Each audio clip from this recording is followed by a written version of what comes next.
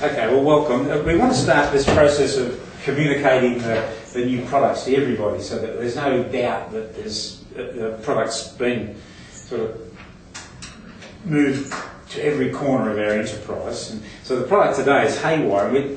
You'll notice on the little handout that it says something to the effect that we're half releasing it, because we're only releasing the bedspread aspect, and the reason for that is that we've got a backlog of sampling and we can't get the meterage sampling done in time, but I don't want it to clog up the system and hold up the distribution of the product. So what we're doing today is looking at the whys, the whats and the wherefores of introducing a ready-made product.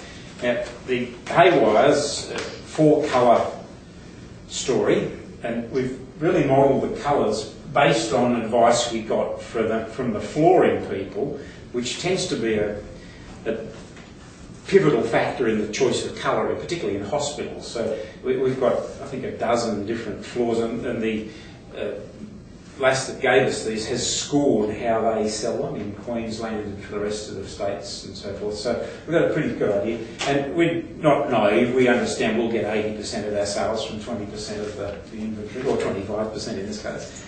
But the idea is to produce a counterpane. It's also known as a bed throw in different states and so forth, but it's a simple hemmed fabric, which is exactly the same fabric as we're offering by the metre. And the sizes are very standard. They're 180 centimetres by 265 centimetres, and they fit virtually hospital beds. But you'll find there's also an audience for these products in low-cost backpacker sort of facilities and so forth.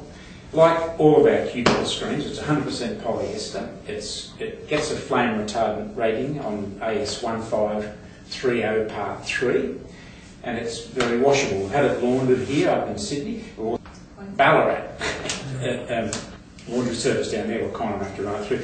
And so the reason we were wanting to make sure we got it right is because it is a jacquard and it's a commodity. It's the sort of thing that we used to sell canaster for, which is a dobby weave but a solid colour.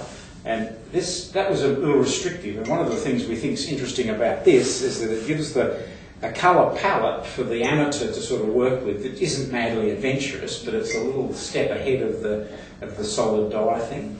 And because it's a jacquard, you might recall in our discussions that the floats that create the design give it a vulnerability in terms of snagging, so we're very pleased with that outcome. We gave it to the group that we consider best in terms of vandalism, and that's Valleytel up the road here, because their machinery is pretty ordinary and they overload it and stuff, and so to get a glowing report from them is better than a glowing report from anybody else. So we've got that certification there. They don't claim to be a laboratory, but to be frank, you can do things in a laboratory and get any result your heart desires, and when you put it out into the real world, a different story. So we think we'll go real world version. The 4 colours, as you see here, there's a blue theme, a grey theme, a beige theme, and a greeny, bluey mix.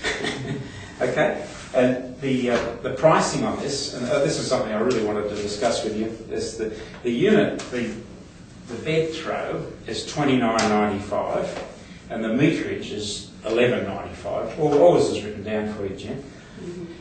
And you'll see those people that are sharp will do the sums and say that doesn't add up. Well, it's true, it doesn't add up, and there's a reason for that. There's market forces to begin with. These are competitive commodities. And also, it's the cost of bringing to market meterage is much higher than the cost of bringing to market a single made-up package unit. We don't get any remnants, we don't get any wastage, there's no sampling, so to speak, and so forth. So and there's also a duty factor. There's a different duty importing a finished article to importing a piece of it. And ironically and stupidly, this is less. So the other thing, just in passing, this is made in China. And the Chinese, when I discussed the labour content of many of the things that they were looking at doing for us, they say, oh, the labour cost is so low we don't even factor it in. So it is such a low component to this. And I think they're glad to be able to utilise and cut out things like floors, so that from their perspective, the product that goes into a made-up article nearly eliminates any wastage because they can sort of cut around flaws and so on. So they're the reasons, because as I said, it won't take a rocket scientist to get his calculator out and say 2.7 or 8 or whatever it is times $12 adds up to more than the cost of your bed throw. Well, that's true, and that's the way life is, I'm afraid.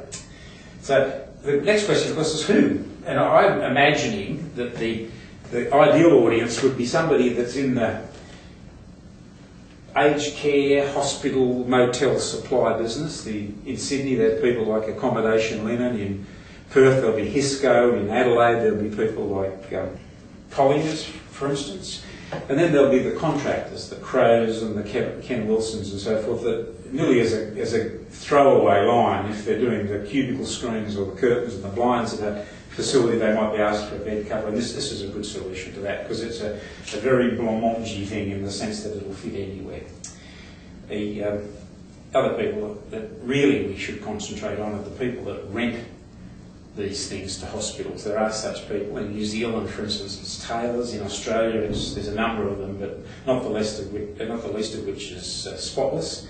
And they will actually supply a facility like a hospital or a nursing home with the bed cover, and they'll rent it out so much per week, and within that rental cost will be the laundry, so the maintenance. And we've already lifted some stones there, and there's some interest in that, and I'd like you to pursue that if ever the occasion arises. And then, of course, there's the facilities themselves. There's no reason why we can't be supplying this made-up article, because that's one of the issues with people. Nobody wants to own a roll of fabric. They all want a rentable room, really, and this takes it one step closer to being a rentable room. So there we are. We've got stock, and we'd love to see it go out the door. What's the lead time, Gary? Well, it's here now, and I think you'd need to look at something like 10 weeks replacement time. So our endeavour will be to monitor it very closely as we're getting some progress on it, and look at the days of coverage we need in stock. And that's just unlike some of the regular wholesaling activities where you can sort of depend upon there being a steady trickle of product going out the door. This will come in bursts. Okay, so I think if you allow that 10 weeks by sea, obviously we can fly it, but frankly the transit time between China and Sydney, the frequency of vessels and so forth, really makes flying a bit questionable from China. Comes out of Shanghai.